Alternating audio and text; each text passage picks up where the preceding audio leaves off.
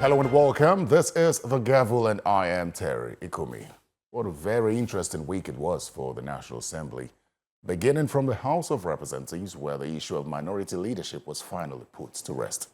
But not without some drama. In fact, the opposition lawmakers had raised alarm that the APC leadership was trying to impose its selection of leaders on them. But they were having none of it and were ready to disrupt Thursday's plenary session.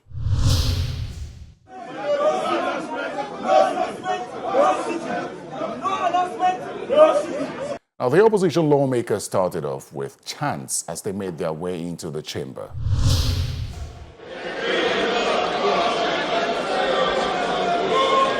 They had reached a decision on who should lead the minority members and were insisting that the announcement must be made by the Speaker before any other matter would be considered during plenary.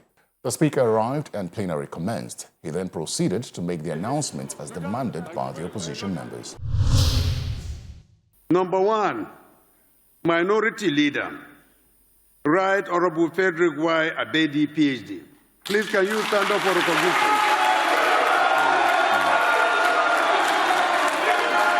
Number two, Right Honorable colleagues, is the position of Minority Whip, and the person they have endorsed is no other than Right Honorable Manu Soro Mansour. The last but not the least is my brother from the Northwest, in person of Right Honorable Abdusamad Dasuki, for the position of the Deputy Minority Leader.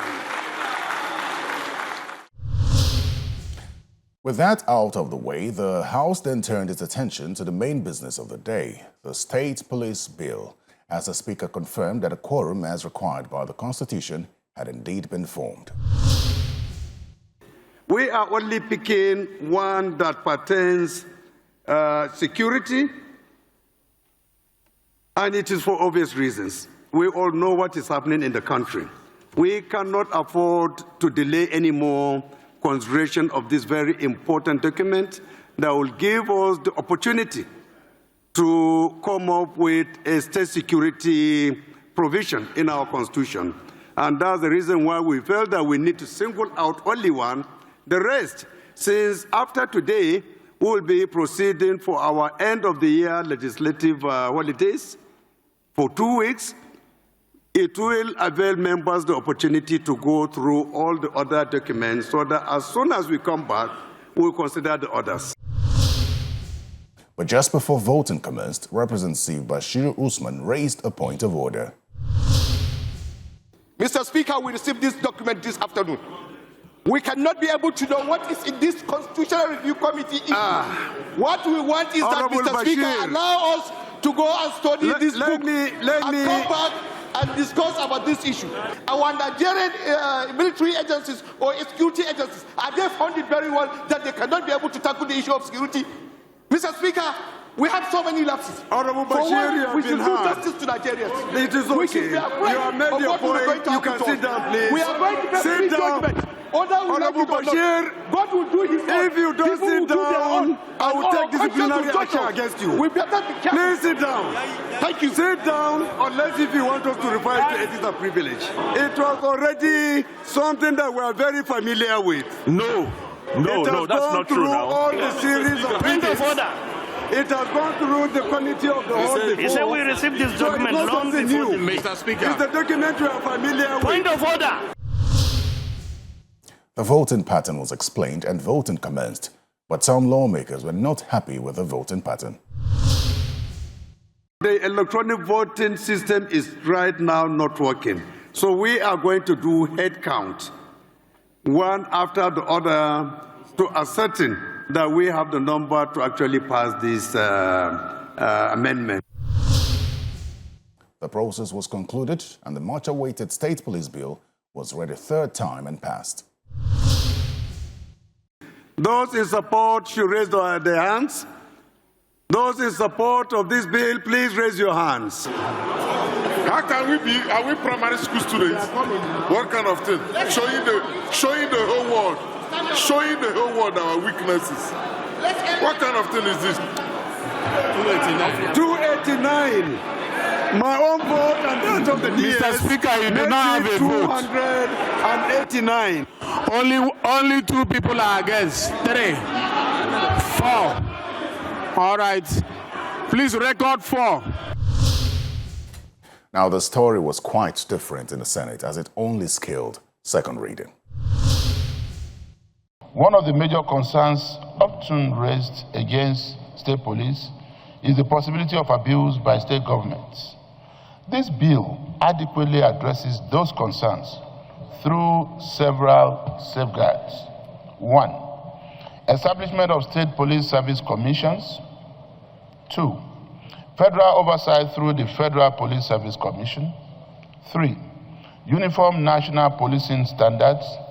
4, legislative confirmation of senior appointments.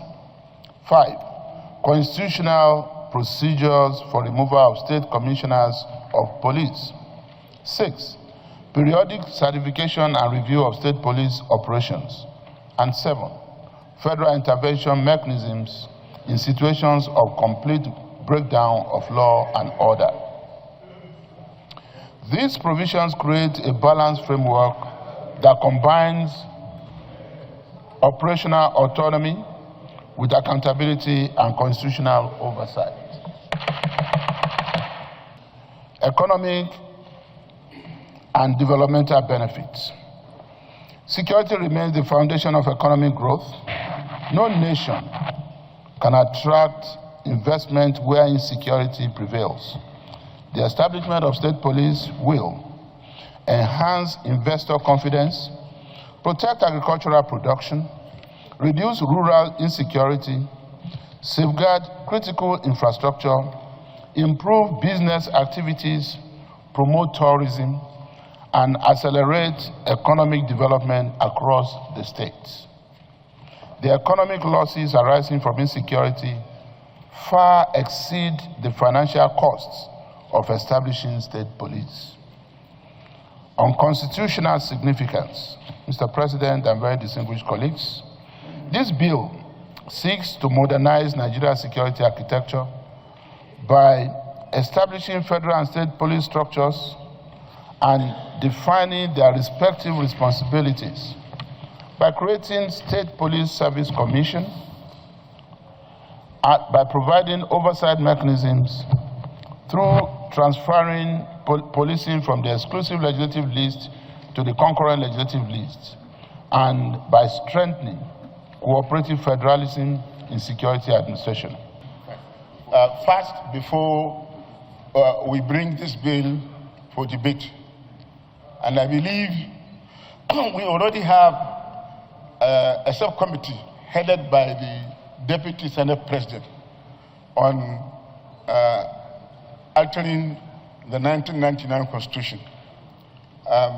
We have collected all the bills and we are currently discussing about them.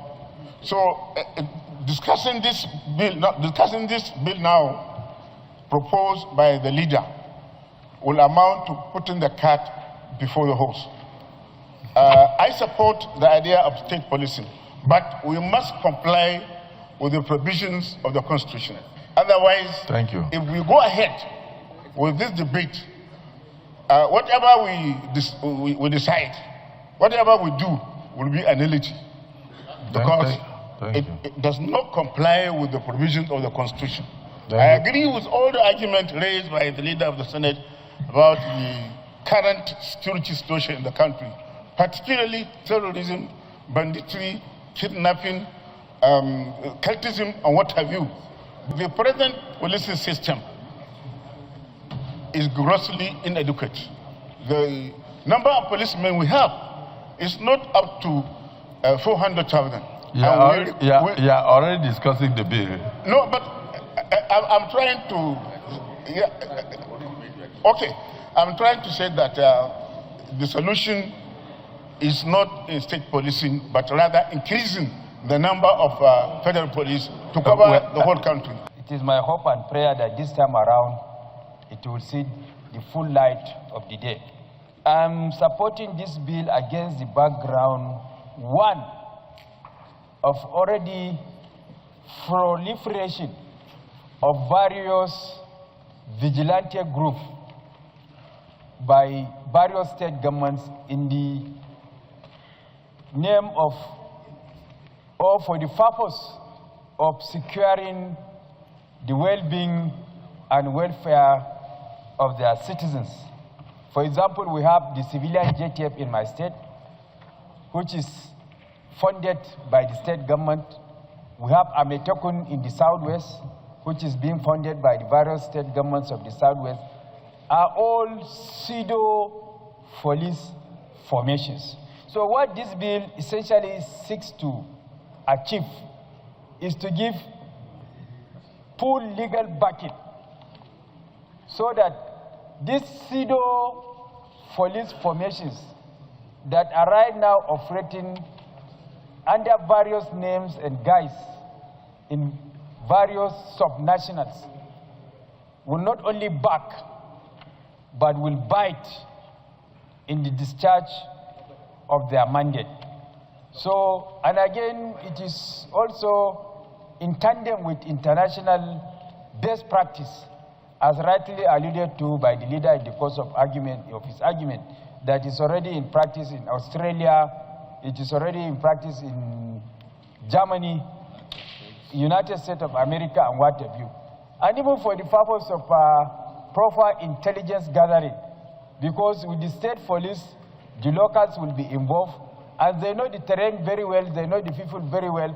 It will greatly enhance the intelligence gathering capability of the state police. The bill already is with us.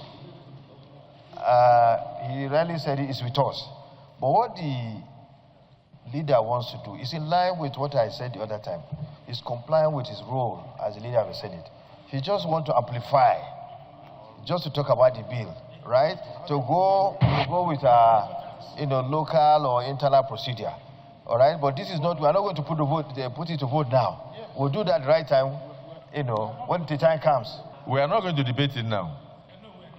We are not voting now. No, we can't even debate it now. If we debate it, at the end of the day, how many members are here?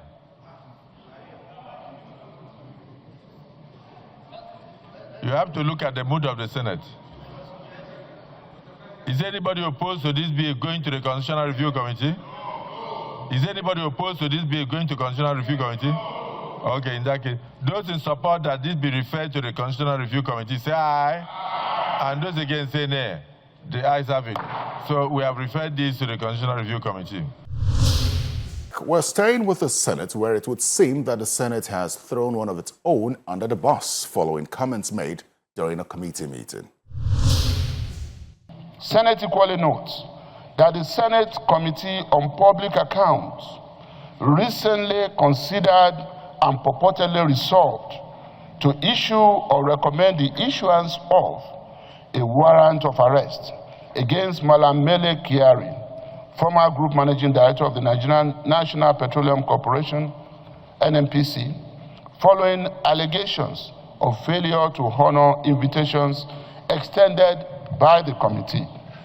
Mr. President, Senate is aware that during deliberations on the matter, comments were attributed to distinguished Senator Adams Oshiomhole, describing NNPC Limited as, quote, a bunch of criminals and thieves. Issue warrants should be what the Senate President should do, or the Speaker. In their absence, the Deputy Senate President, or the Deputy Speaker. And it's clearly stated in the relevant rules and relevant laws of the land. The committee overstepped its bound, and he has done the right thing by drawing the attention. Let's not, someone should not feel that he's been targeted or whatever. No, he's just doing his duty. We will not and should not make statements that seeks to impugn the character of public officers or individuals in the society, so that we do not convey a very negative impression of the Senate as a bunch of representatives that are out to witch hunt. I also want Comrade, His Excellency, Comrade Adams Oshimole, to withdraw that statement. It will make good to this Senate that will be asked to withdraw that statement. Senator Adams Oshomole was given the chance to defend himself. Sir, I owe a duty to the Nigerian nation first, and may God punish me anytime I knowingly allow my responsibility to be compromised by people who think they have money. That is why I said, among other things, that the laws of the Senate will be meaningful when we use it to deal with people who have money, who are lions, not when we harass innocent, poor civil servants. I said so. Now, with regards to my use of the word thieves, I acted under provocation because your distinguished members were being attacked unjustly, and I thought I have a duty to defend all of us. Under extreme provocation that a man who cannot account for 107 trillion he claimed I deposited in various banks that have gone into liquidation. He did not name the banks. He did not name the amount. And the auditor said this is not correct. Not my opinion. That is the auditors. 9 times on your authority, we invited them. 9 times he did not show up. So is that an embarrassment to me or to you? If people think the NNPC MD is bigger than this issue of the Senate, I stand alone to say no. Everything in the Nigerian Constitution, I've read it. And I want to plead with you, sir. Don't publicly accuse senators of being ignorant of the rules. We are knowledgeable of the rules. We have done you proud by citing those rules. Yesterday, Senator Babangida read the rules to explain to those appearing before us that they are not doing us a favor. I'm not into inquisition. But you gave us a job to do. So when somebody abused my brother, abused my sister senators, I should give him ice cream. I wanted him to know that he does not have the monopoly of being vulgar against the Senate. But if it is your view that even when senators are being abused, I should apologize, I have no difficulties. Even by my size, only the law can keep people like me walk the street freely.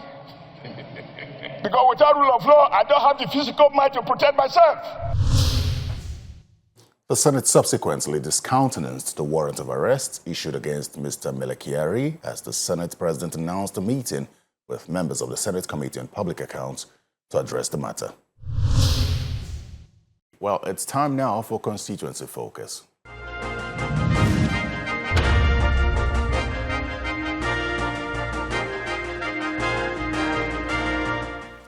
First, we've empowered our people in terms of training on different skill sets. Is it ICT?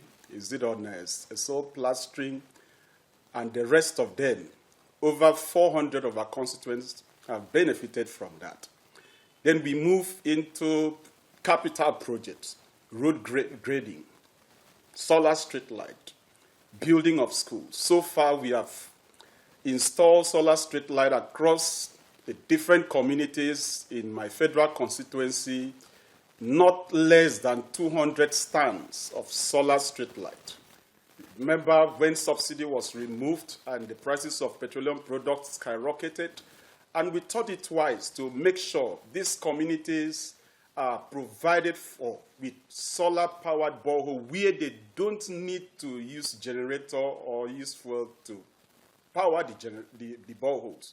So these projects are currently on and people are benefiting from it. We've equally started and completed town hall meetings in these communities. We've equally assisted our people to register for JAM, registered at least 300 of our people in JAM, and they've sat for the exam. Many of them have gained admission, and they are currently undergoing their studies.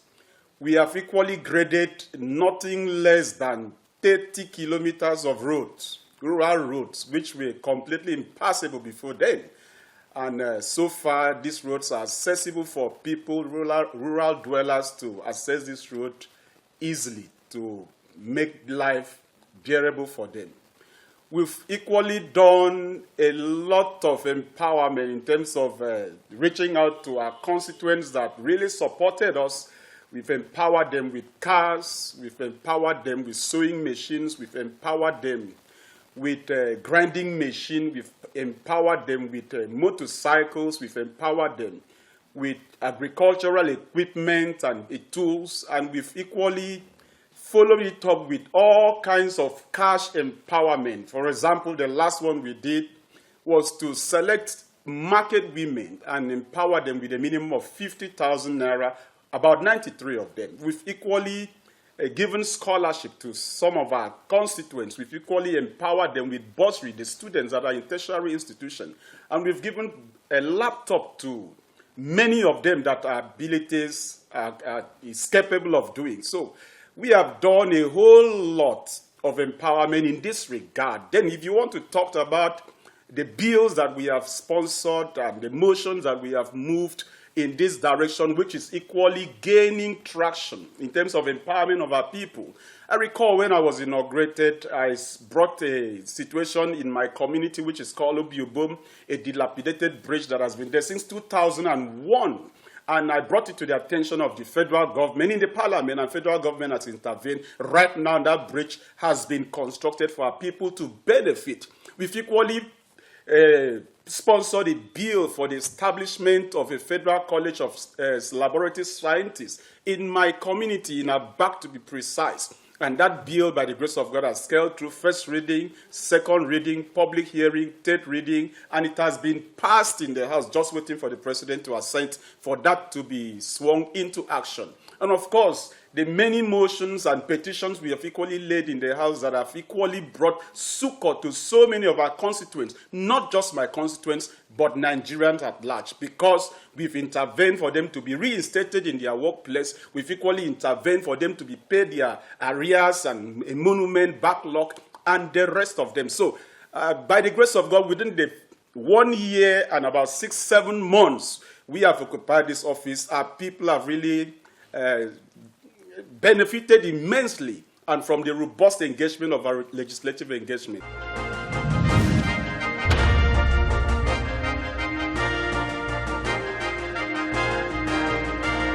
And that's all the time we have on The Gavel this week. Thanks for watching. Send feedback to thegavel@channelstv.com. I'm Terry Ikumi. Bye-bye.